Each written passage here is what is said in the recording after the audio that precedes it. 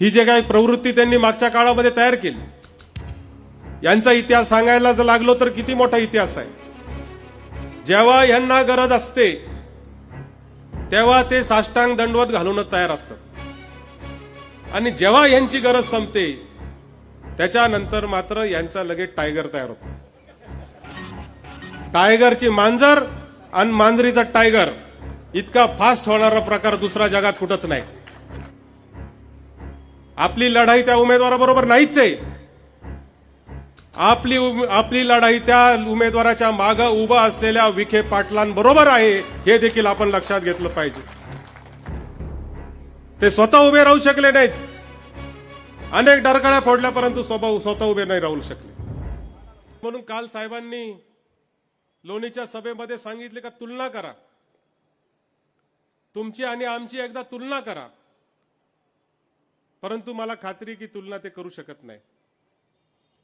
तुलना करणं म्हणजे त्यांच्यासाठी अतिशय कमीपणाचं ठरेल असं मला वाटतं, कारण त्यांच्याकडे दाखवण्यासाठी कोणतं मॉडेल नाही।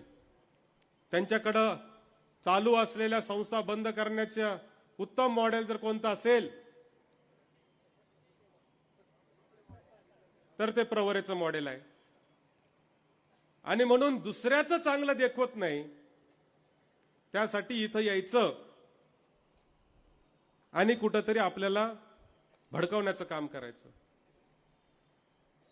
खरं तर तुम्हाला सांगतो, राजकारणामध्ये काम करताना पराभव पचवणं याच्या इतकं मोठं काम कोणतंच नसतं। पराभव पचवायला एक ताकद लागते। माझ्या तर राजकीय जीवनामध्ये जिल्हा परिषद अध्यक्षाचे 2 पराभव, जिल्हा परिषद उपाध्यक्षाला तर माझ्या विरुद्ध वहिनी मोनिका राजळेंना उभं केलं, तो 3रा पराभव।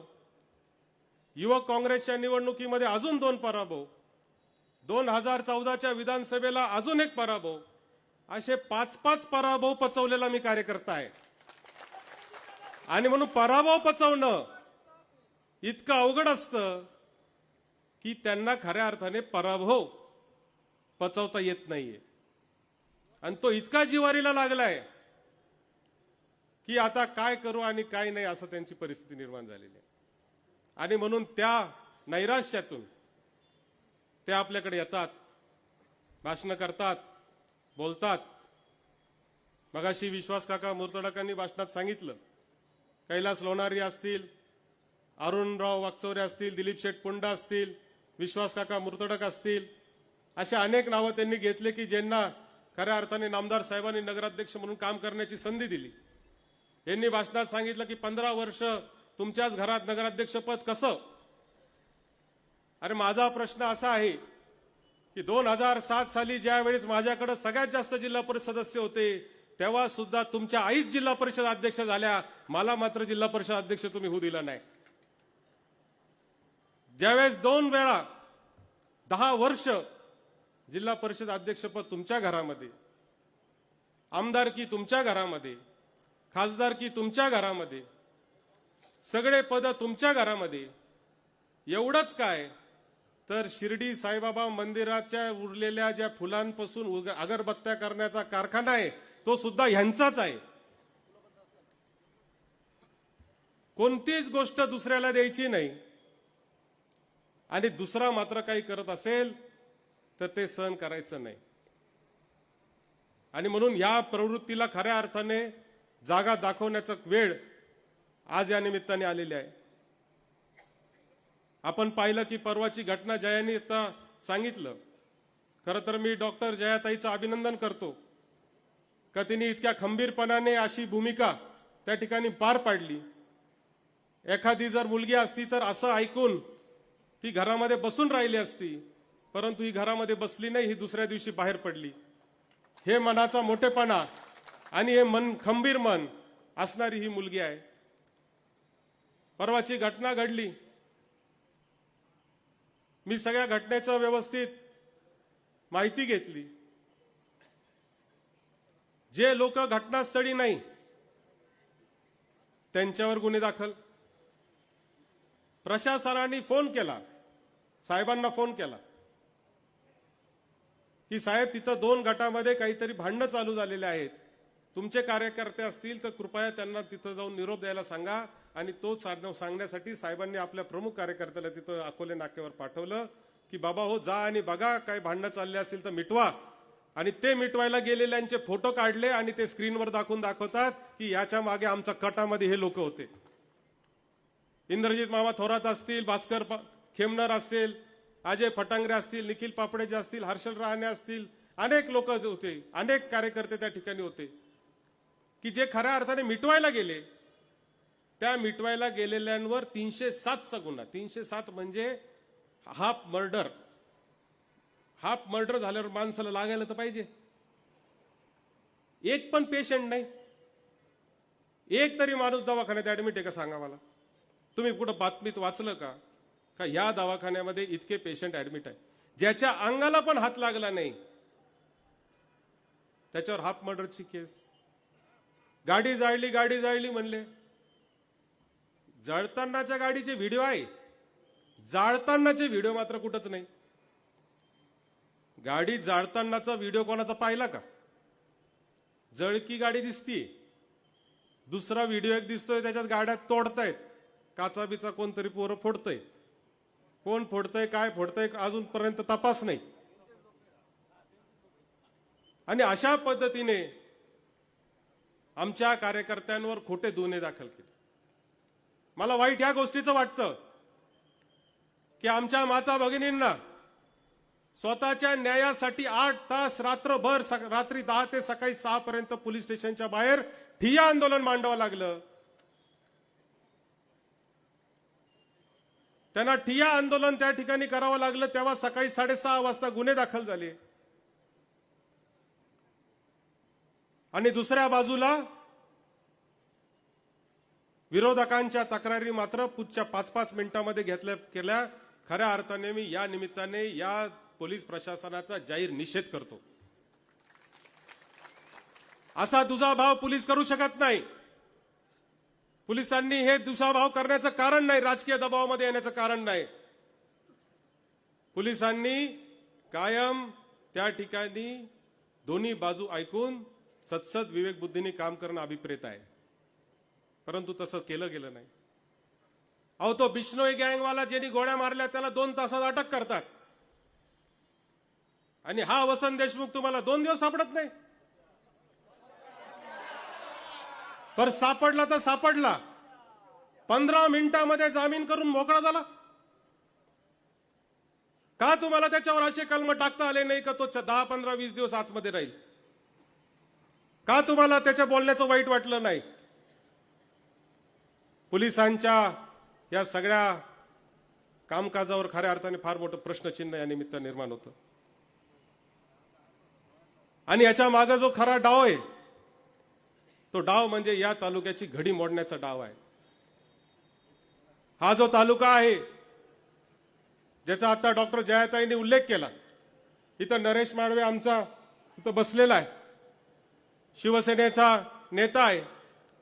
तो सांगतो की मी जेव्हा गडचिरोलीमध्ये जातो संपर्क प्रमुख म्हणून, तिथं सुद्धा बाळासाहेब थोरातांचं नाव सांगितलं तर आदरानेच आम्हाला वागणूक मिळते. या तालुक्याची ही ओळख आहे आणि ती ओळख पुसण्यासाठी केला गेलेलं हे सगळं मागच्या 4 दिवसातलं षडयंत्र आहे, जे उडं पाडण्याचं काम आपल्याला खऱ्या अर्थाने 20 तारखेच्या निवडणुकीच्या निमित्ताने करायचं आहे. आपल्याला वाटत असेल का उमेदवार कोण आला, डमी आला?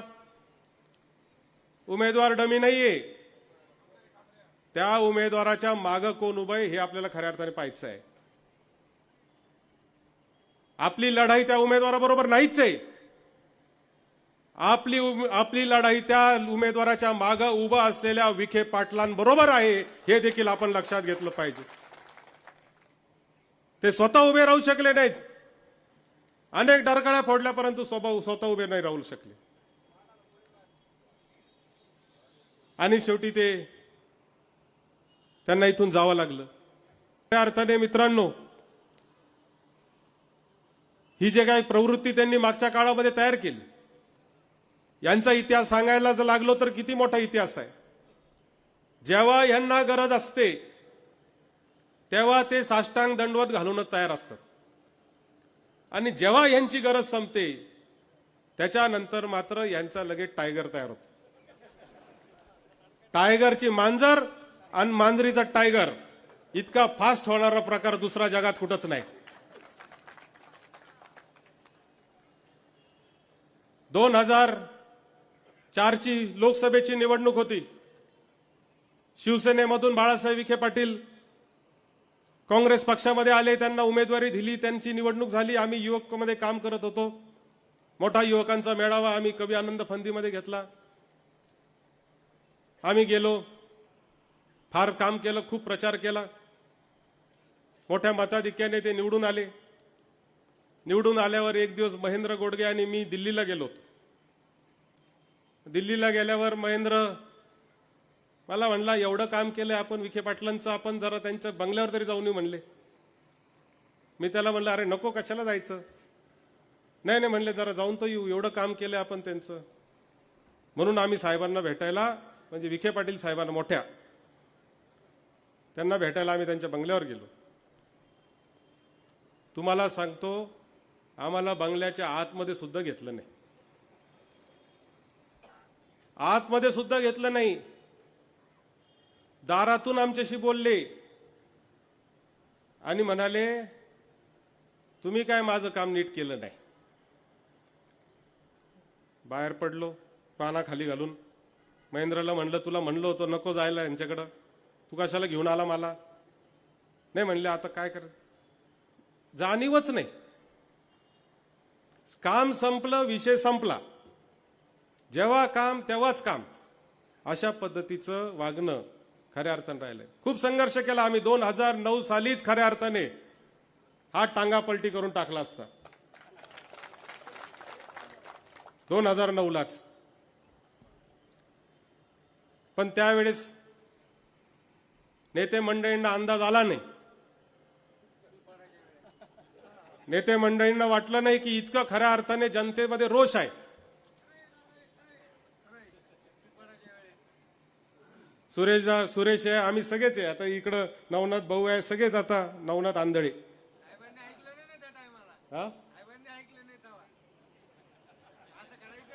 साहेबांनी ऐकलं नाही म्हणजे तेव्हा एका पक्षात आपण होतो, म्हणून साहेब म्हणले की एका पक्षात असल्यावर असं करणं योग्य नाही, आणि म्हणून राहिलं. पण जेव्हा संधी मिळते तेव्हाच त्याचा कार्यक्रम केला पाहिजे, असं मानणारा मी कार्यकर्ता आहे. जाळपोळचं प्रकरण झालं. 3च दिवस दिवाळी असून सुद्धा बाजारपेठ ठप्प झाली होती. बाजारपेठेत लोक यायला तयार नव्हते. समजून घेतलं पाहिजे संगमनेर शहरातल्या सगळ्या लोकांनी का ही जी बाजारपेठ आहे, हे जे वैभव आहे, हे जे ऐश्वर आहे, ते शांतीमुळे आहे, या संगमनेर तालुक्याच्या संस्कृतीमुळे आहे. संगमनेर तालुक्यामध्ये आपण शांतता ठेवतो, आपण संयम ठेवतो. ही संस्कृती आपण आजपर्यंत पाळलेली आहे आणि त्याच्यामुळं आजपर्यंत आपण खऱ्या अर्थाने प्रगती करू शकलो आहे. इथे कधी आजपर्यंत माता भगिनींना त्रास देण्याचं प्रकरण कधी झालं नाही. कोणाच्या दुसऱ्याच्या उद्योग व्यवसायाला उखडून टाकण्याचं काम आजपर्यंत आपण कधी केलं नाही. कोण किती मोठा बंगला बांधतंय, कोण किती मोठी फॅक्टरी काढतंय, त्याच्याकडे कधी वाईट नजरेने आपण पाहिलं नाही. किंबहुना त्याच्यासाठी प्रोत्साहन म्हणूनच जाण्याचं काम आपण त्या ठिकाणी केलं. कोणत्याही पद्धतीची मस्ती, अहंकार, उर्मटपणा आजपर्यंत आपल्या कार्यकर्त्यांनी कोणी दाखवला नाही. यशोदांचं कार्यालय आमच्या सगळ्या सामान्य माणसासाठी सतत 24 तास उघडं आहे. कोणी आलं तरी त्याचं काम 100% झाल्याशिवाय राहत नाही. मग ही जर संस्कृती आपण खऱ्या अर्थाने जर उभी केली असेल तर मला असं वाटतं ती टिकवणं देखील आपल्या सगळ्यांचं कर्तव्य आहे. अजून खूप काम आपल्याला संगमनेर तालुक्यामध्ये करणं बाकी आहे. नवीन आता तरुण माणसं शिक्षण घेत आहेत. शिक्षणाच्या अनेक सुविधा उपलब्ध झालेल्या आहेत. डॉक्टर होत आहेत, इंजिनियर होत आहेत. आता त्यांच्या हाताला काम देण्यासाठी, या बेरोजगार तरुणांच्या हाताला काम देण्यासाठी मोठे मोठे उद्योगधंदे आणणं आपलं गरजेचं आहे. सिन्नर असेल किंवा आजूबाजूचे MIDC असतील किंवा आपल्या संगमनेर तालुक्यात नवनवीन उद्योग उभे करण्यासाठी आपल्याला आता खऱ्या अर्थाने थोरात साहेबांच्या पाठीशी खंबीरपणाने उभं राहायचंय. 1980 साली विलासराव देशमुख लातूरमध्ये आमदार म्हणून निवडून आले आणि खऱ्या अर्थाने लातूरची प्रगती झाली ती 1999 सालानंतर जेव्हा विलासराव मुख्यमंत्री झाले. 67 साली बारामतीमध्ये पवार साहेब आमदार म्हणून निवडून आले. परंतु खऱ्या अर्थाने बारामतीची प्रगती चालू झाली 78 साली, ज्यावेळेस पवार साहेब मुख्यमंत्री झाले त्याच्यानंतर. आणि म्हणून खरी जर प्रगती आपल्याला या संगमनेरची करायची असेल तर मला असं वाटतं की आपल्याला आता आपल्या नेत्याला सर्वोच्च पदापर्यंत पोहोचवण्याचं काम आपण सगळ्यांनी केलं पाहिजे. आणि ते जर काम आपल्याला करायचं असेल तर आपल्याला येणाऱ्या 20 तारखेला 1 लाख मताच्या मताधिक्याने बाळासाहेब थोरात साहेबांना निवडून आणणं अत्यंत गरजेचं आहे. तालुक्यातले अनेक प्रश्न आपल्याला अजूनही मार्गी लावायचे आणि ते सगळे प्रश्न मार्गी लावण्यासाठी एक मोठी सत्ता हाती असणं गरजेचं आहे. निळवंड्याचं पाणी आता जवळजवळ आपल्या सगळ्यांच्या बांधापर्यंत आणण्याचा प्रकल्प आपण केलेला आहे. ते कामं देखील चालू झालेले आहेत. अजूनही त्याच्यामध्ये पुढे कामं आपल्याला करावं लागणार आहेत. आणि ते सगळे कामं करण्यासाठी नामदार बाळासाहेब थोरातांचे हात मजबूत करणं मला असं वाटतं की अत्यंत गरजेचं आहे. आणि त्यासाठी आपण सर्वांनी नामदार बाळासाहेब थोरातांच्या पाठीशी उभं राहिलं पाहिजे आणि येणाऱ्या प्रवृत्तींना समजून सांगितलं पाहिजे की बाबा हो, जगा आणि जगू द्या ह्या तत्वावर काम करणारे आम्ही माणसं आहे. तुम्ही तुमचं काम करा, आम्हाला आमचं काम करू द्या. तुम्ही जर आम्हाला आडवे आले तर आम्ही सुद्धा तुम्हाला आडवा आल्याशिवाय राहणार नाही. हा तालुका एक सुसंस्कृत तालुका आहे, संयमी तालुका आहे, स्वाभिमानी तालुका आहे. या तालुक्याच्या स्वाभिमानाला ठेच लागेल असं कुठलंही कृत्य कोणा जर करत असेल तर त्याला करू द्यायचं नाही. हा पण आपण आजच्या निमित्ताने बांधूया आणि नामदार बाळासाहेब थोरातांच्या पाठीशी खंबीरपणाने आपण उभं राहूया. एवढंच आजच्या निमित्ताने सांगतो आणि थांबतो. धन्यवाद. जय हिंद, जय महाराष्ट्र.